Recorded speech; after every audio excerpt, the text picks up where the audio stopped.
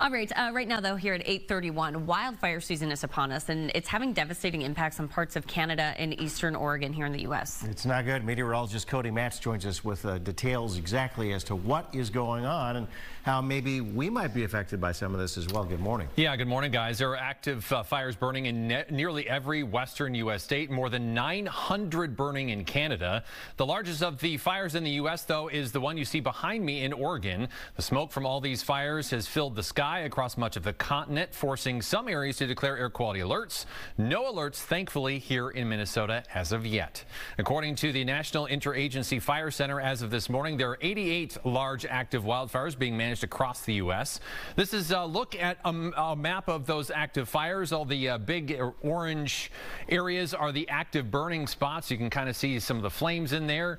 The orange flames signify those very large wildfires. And the one on the right side of Oregon, that eastern side, yeah, that is the Durkee fire. It has become the largest in the U.S. The flames span nearly 400 square miles and have prompted evacuations throughout the eastern part of the state.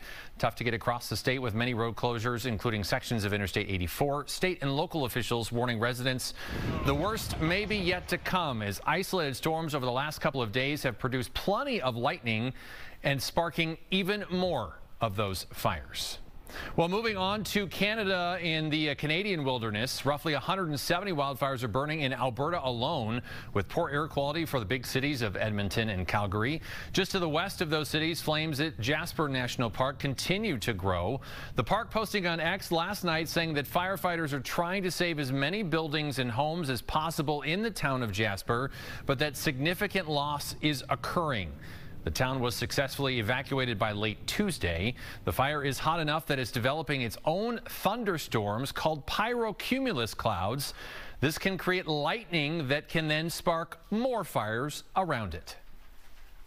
The more lightning that we see in the area, those numbers will likely go up. We are extinguishing some as we go. So, I mean, we're making progress on a lot of the wildfires, but we are dealing with a heavy fire load when it comes to out of control fires on the landscape. Now, international crews from as far away as Australia and New Zealand have arrived in Canada to help battle those flames. Canadian Prime Minister Justin Trudeau says the government is deploying resources and evacuation support to provide some assistance for the Alberta region.